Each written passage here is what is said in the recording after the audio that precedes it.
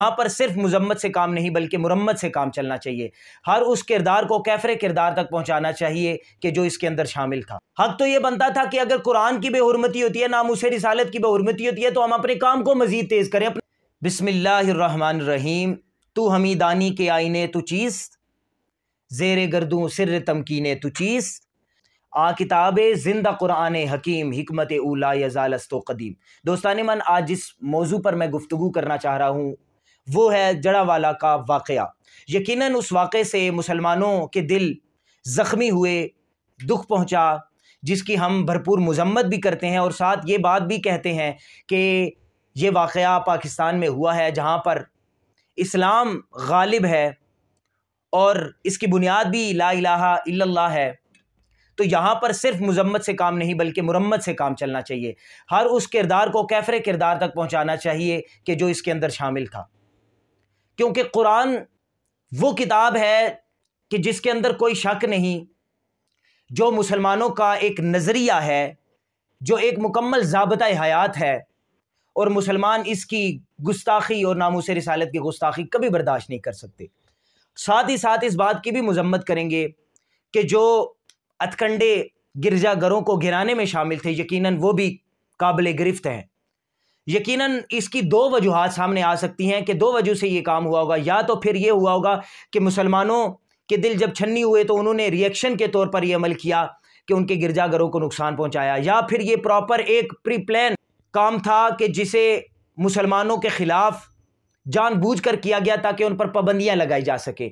وہ لوگ جو اسلام مخالف ہیں وہ اس بات کو اچھال کر مسلمانوں پر، دوسرے ممالک پر پابندیاں لگائی جا سکیں، جہاں پر مسلمانوں کے انداز سے اور مسلمانوں کے لٹریچر سے کفر جو ہے وہ اپنی موت مرتا جا رہا ہے۔ اور یہ ہتھکنڈے ابھی نہیں، لگاتار چلتے آ رہے ہیں۔ ہماری پچھلی ویڈیو میں بھی ہم نے اس بات پر گفتگو کی تھی اور اس بات کو باور کرایا تھا کہ اصل میں یہ جو کام ہوتے ہیں، یہ محرکات جو ہوتے ہیں، یہ اسلام کو پھیلانے میں مزید پابندیوں کا باعث بنتے ہیں۔ تو اس بات کو ہم نے پچھلی ویڈیو میں بھی اجاگر کیا تھا۔ دوستان من، اگلی بات کی طرف چلتے ہیں کہ پاکستان کو جب بنایا گیا تو اس بات کو واضح کر دیا گیا تھا۔ یہ بات ہم بتانا چاہتے ہیں، قائد اعظم نے اس بات کو واضح کر دیا تھا کہ پاکستان کے اندر انسانی حقوق کا تحفظ لازم ہے، بنیادی انسانی حقوق جو ہے، چاہے وہ کسی بھی مذہب سے تعلق رکھنے والے لوگ ہوں۔ قائد اعظم نے واضح طور پر کہہ دیا تھا، اور الحمدللہ پاکستان کے اندر یہ بات واضح نظر بھی آتی ہے کہ آج تک ایسے معاملات کبھی نہیں ہوئے، بلکہ ہمیشہ کفر کی طرف سے ہی یہ بات، یہود و نصارہ کی طرف سے دیکھنے کے آیا کہ کبھی انہوں نے قرآن کو جلایا، کبھی انہوں نے ناموس رسالت پر حملے کیے، تو گاہے بگاہے وہ مسلمانوں کو جو ہے وہ غصہ دلانے کی، طیش میں لانے کی کوشش کرتے رہتے ہیں تاکہ ان کے ہاتھوں سے کوئی ایسا عمل ہو کہ ہم ان پر پابندیاں لگوا سکیں۔ ایک بات واضح کرنا چاہوں گا کہ برائے مہربانی آپ ایک کام کیا کریں کہ کوئی بھی واقع ہو اس کی تصدیق کر لیا کریں مکمل طور پر۔ اس کو بیان کرنے سے پہلے مکمل تصدیق لازم ہے۔ اسلام بھی ہمیں یہی دکھاتا ہے، اور قانون بھی یہی ہے، طریقہ کار یہی ہے۔ ہم نے بس فوراً ویڈیو بنانی ہوتی ہے، ہم نے فوراً پیغام پہنچانا ہوتا ہے، تو پراپر تصدیق کے بعد پیغام کو آگے پہنچایا کریں۔ ابھی آپ دیکھیں کہ کوئی کس انداز میں ویڈیو لگا رہا ہے، کس انداز میں جو ہے وہ پوسٹ چلا رہا ہے، جو دیکھی جائے تو وہ خود قابل مذمت ہے۔ تو اس بات کو سمجھنے کی ضرورت ہے۔ پھر اسلام کا جو نقصان ہو رہا ہے وہ علیحدہ ہے۔ ہم مسلمانوں نے جتنا نقصان شاید اسلام کو پہنچایا، آج کل کے مسلمان نے شاید اتنا کفر بھی نہیں پہنچا رہا۔ ہم خود ہی ان کے ہتھکنڈوں کا شکار ہو جاتے ہیں، اور وہ برے طریقے سے ہمیں پھنسا کر ہم سے ہی کام نکلوا رہے ہیں۔ ان باتوں کو سمجھنے کی ضرورت ہے، تمام باتوں کو، ان تمام محرکات کو سامنے رکھنے کی ضرورت ہے۔ پھر ایک وجہ اس کی یہ بھی ہو سکتی ہے کہ پاکستان میں جو انصاف نہیں ہے، جس کی وجہ سے مسلمان خود بھی ڈپریشن کا شکار ہے۔ گاہے بگاہے اس کے منہ سے ایسی باتیں سننے کو ملتی ہیں، محسوس یوں ہوتا ہے یہ شاید ملحد ہوتا جا رہا ہے۔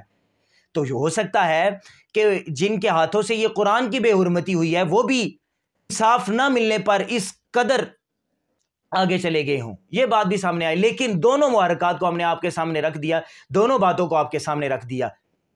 اب سامنے کرام کرنے والا کام کیا تھا؟ یہ تو ہو گیا، ہم نے کیا کیا، ہمیں کرنا کیا چاہیے تھا؟ اور وہ قابل ستائش ہیں لوگ جنہوں نے وہاں پر فوراً پہنچ کر تمام معاملات کو سدھارا اور بہتری کی طرف لے کے آئے۔ لیکن کرنے کا کام یہ تھا جو اقبال نے کہا کہ تو ہمی دانی کے آئینے تو چیز، کیا تو جانتا ہے تیرا آئین کیا ہے؟ زیر گردوں سر تمکینے تو چیز، آسمان کے نیچے تیری شان و شوکت کا بھید ہے، کتاب زندہ قرآن حکیم، تیرا آئین وہ زندہ قرآن حکیم ہے، حکمت اولا یزال است و قدیم، اس کی حکمت ہمیشہ رہنے والی اور قدیم ہے۔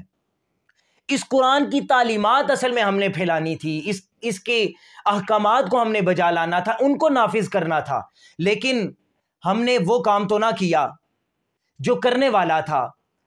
حق تو یہ بنتا تھا کہ اگر قرآن کی بے حرمتی ہوتی ہے، ناموس رسالت کی بے حرمتی ہوتی ہے، تو ہم اپنے کام کو مزید تیز کریں، اپنے کردار سے، اپنے گفتار سے، اپنے انداز سے جو ہے وہ کفر کو مغلوب کرتے۔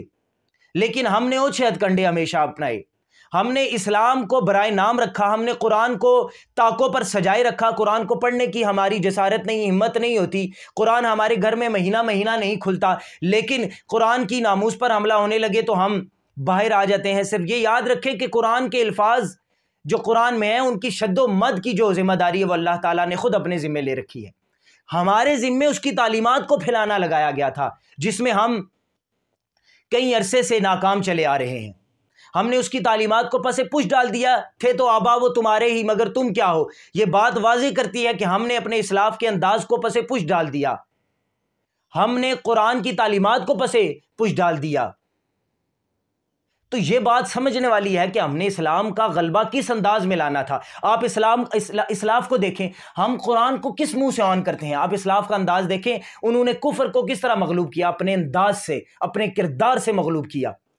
ان کے پاس اگر کوئی ایسا آدمی آ جاتا جو مسلمان نہ ہوتا تو وہ اسے اپنے کردار سے جو ہے اپنا کردار دکھاتے اور کردار کے ذریعے اس کو اسلام کے اندر لے آیا کرتے تھے۔